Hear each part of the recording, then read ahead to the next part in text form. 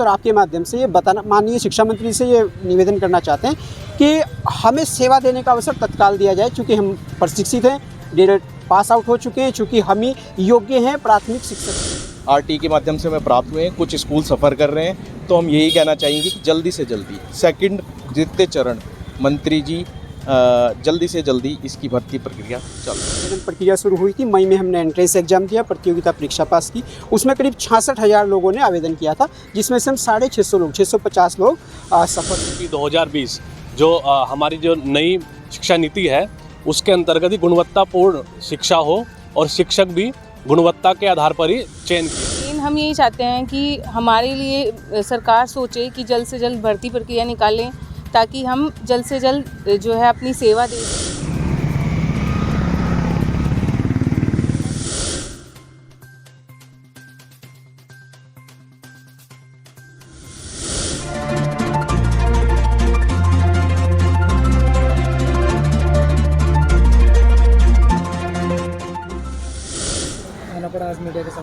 मेरा नाम नीरज कुमार है और हम लोग डीएलएड प्रशिक्षित हैं, जिन्होंने डीएलएड की ट्रेनिंग की है 2 साल के लिए। हम 3 साल से इस कोर्स में हैं, क्योंकि 2022 में जो डीएलएड का फॉर्म आवेदन प्रक्रिया शुरू हुई थी, मई में हमने एंट्रेंस एग्जाम दिया, प्रतियोगिता परीक्षा पास की। उसमें करीब 66,000 लोगों ने आवेदन किया था, जिसमें से हम 650 लोग सफल हुए। और चूँकि उत्तराखंड में 13 संस्थान हैं, 13 डाइट हैं, प्रत्येक डाइट में 50 ही अभ्यर्थी हैं जो ट्रेनिंग लेते हैं। तो हमने डीएलएड किया, हमें 3 साल हो गए लगभग इसमें, डीएलएड के कोर्स में हमारा पूरा हो गया है। तो हम आपके चैनल के माध्यम से और आपके माध्यम से ये बताना, माननीय शिक्षा मंत्री से ये निवेदन करना चाहते हैं कि हमें सेवा देने का अवसर तत्काल दिया जाए, चूँकि हम प्रशिक्षित हैं, डीएलएड पास आउट हो चुके हैं, चूँकि हम ही योग्य हैं प्राथमिक शिक्षक के लिए। प्राथमिक विद्यालयों में सहायक अध्यापक के लिए डीएलएड ही एलिजिबल है, जैसा कि नॉर्म्स है। और हम टेट पास हैं, हमने टेट पास कर लिया, 3 बार टेट पास कर लिया है। और हम ये माननीय शिक्षा मंत्री से ये चाहते हैं कि शीघ्र अतिशीघ्र प्राथमिक शिक्षक भर्ती का, जैसा कि उन्होंने पूर्व में भी हमसे वादा किया था, हम उनसे लगातार मिलते रहे हैं इस बारे में। तो उन्होंने वादा किया था कि हम द्वितीय चरण आपके लिए निकालेंगे, जैसे ही आप पास आउट होंगे तो आपके लिए हम द्वितीय चरण निकालेंगे। हमारी यही मांग है कि शीघ्र अतिशीघ्र इसको निकाला जाए। और हम अभी वर्तमान में हमारे पास आरटीआई के माध्यम से, अन्य विभागों के माध्यम से ऑफिशियल डाटा मैं आपको बता रहा हूँ, 3000 पद इस समय सहायक अध्यापकों के पूरे प्रदेश में खाली है। हरिद्वार की अगर जिले की बात करें तो मेरे पास कभी 3 ब्लॉकों की जानकारी है, 3 ब्लॉकों की अभी डिटेल आने वाली है आरटीआई के माध्यम से। तो बहादुराबाद ब्लॉक में लगभग 30 वैकेंसी हैं, सहायक अध्यापक के पद खाली हैं, 15 लगभग रिटायर्ड हो रहे हैं 31 मार्च तक। और लक्सर ब्लॉक में भी लगभग इतने ही पद खाली हैं, नारसन ब्लॉक में भी इतने ही पद खाली हैं।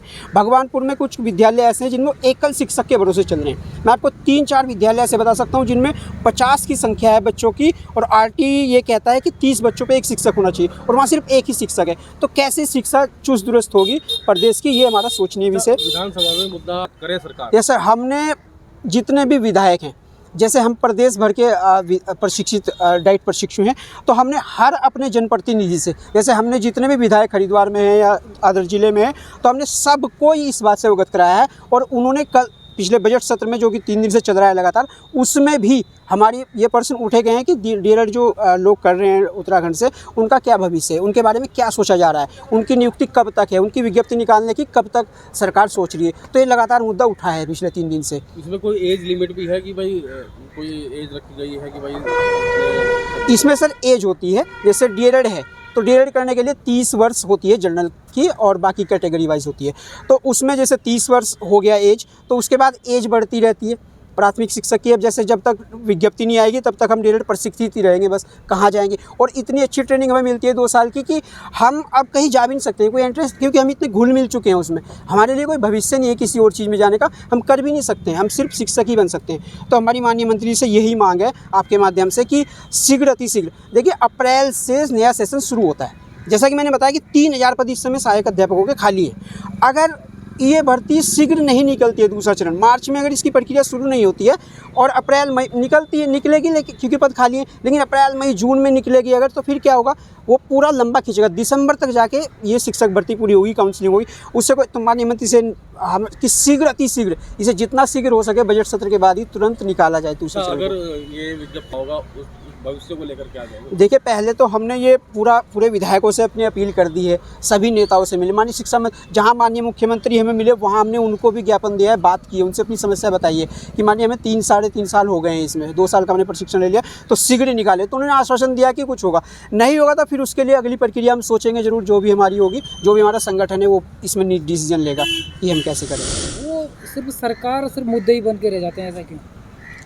सर देखिए, एक तो यही है कि हम मेन तो अपने बारे में बात करना चाहेंगे अभी तो, क्योंकि हम सरकार के जो विभाग है उसी में रहकर ही हमने ट्रेनिंग की है, ये 2 साल की प्रक्रिया पूरी करके एक टेस्ट पास करके हम यहाँ आए हैं। तो मेन हम यही चाहते हैं कि हमारे लिए सरकार सोचे कि जल्द से जल्द भर्ती प्रक्रिया निकालें, ताकि हम जल्द से जल्द जो है अपनी सेवा दे सकें। और जो शिक्षा कहीं ना कहीं प्रभावित हो रही है, क्योंकि प्राइमरी का जो मैं मानती हूँ वो बेस होता है एक तरीके से बच्चे के लिए, तो उसमें कहीं भी ऐसी गुंजाइश ना हो कि बच्चे वंचित रह जाएं एक अच्छे शिक्षक से या एक अच्छी शिक्षा व्यवस्था से। तो हमारा यही है कि आप जो हैं कि सोचें हमारे बारे में और जल्द से जल्द जो दूसरे चरण की भर्ती है वो निकालें। सर मैं पहले तो ये एक इसमें ये बात भी कहना चाहूँगा कि माननीय जो शिक्षा मंत्री जी हैं उनका एक आभार व्यक्त भी हम करते हैं कि क्योंकि उन्होंने उत्तराखंड के शिक्षा की बात करें, वही प्राथमिक शिक्षा, उसमें उन्होंने जो हमारे ये DLED डिप्लोमा होता है यहाँ उत्तराखंड में केवल और केवल सरकारी जो डाइट्स हैं उनसे ही होता है, क्योंकि उन्होंने ध्यान रखा है कि जो NEP 2020 जो हमारी जो नई शिक्षा नीति है उसके अंतर्गत ही गुणवत्तापूर्ण शिक्षा हो और शिक्षक भी गुणवत्ता के आधार पर ही चयन किए जाएँ। तो इसी प्रकार से हर ज़िले में 50 सीट्स आवंटित की जाती हैं डाइट्स में, और जिसमें कि हम लोग भी एग्ज़ाम निकाल करके हमने प्रशिक्षण प्राप्त किया है। और पिछले वर्ष जब पिछली भर्ती निकली थी, पहला चरण हम कह सकते हैं उसको, हालांकि क्योंकि माननीय शिक्षा मंत्री जी ने दूसरे चरण का वादा किया है, इसलिए उसको हम कह रहे हैं पहला चरण। तो उसमें भी मतलब उस समय भी हमने कहा था मंत्री जी से कि मंत्री जी हम केवल 6 माह दूर हैं अपने प्रशिक्षण पूरा करने से, तो आप हमारे बारे में भी सोचें, कुछ पद इससे रिजर्व किए जाएं।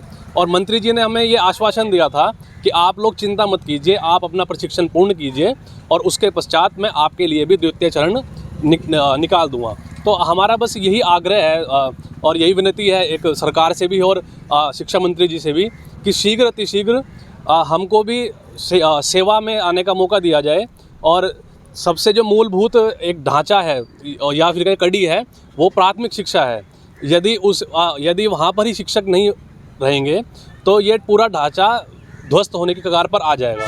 तो मेरा यही आग्रह है आप के द्वारा भी कि मंत्री जी तक हमारी बात पहुँचे और शीघ्र अतिशीघ्र अब मार्च में ही ये भर्ती प्रक्रिया शुरू की जाए, जिससे कि हम लोग भी सेवा दे सकें और जो उत्तराखंड का भविष्य है उसको उज्ज्वल बनाने में हमारा भी कुछ योगदान रहे। माननीय मंत्री जी से आपके माध्यम से यही कहना चाहेंगे कि जो उन्होंने वादा किया था हमारे से द्वितीय चरण की भर्ती का, क्योंकि 2900 पद पर 5 काउंसलिंग हो चुकी है, जैसे मंत्री जी ने सदन पटल पे भी कहा है। तो हम यही कह रहे हैं कि तब 5 काउंसलिंग के बाद भी वो पद पूरे तरह से नहीं भरे जा चुके, जैसे उन्होंने भी बोला है कि 1000 पद उसमें भी रिक्त है, बाकी पद RT के माध्यम से हमें प्राप्त हुए हैं, कुछ स्कूल सफ़र कर रहे हैं। तो हम यही कहना चाहेंगे कि जल्दी से जल्दी सेकंड द्वितीय चरण मंत्री जी जल्दी से जल्दी इसकी भर्ती प्रक्रिया चालू करें।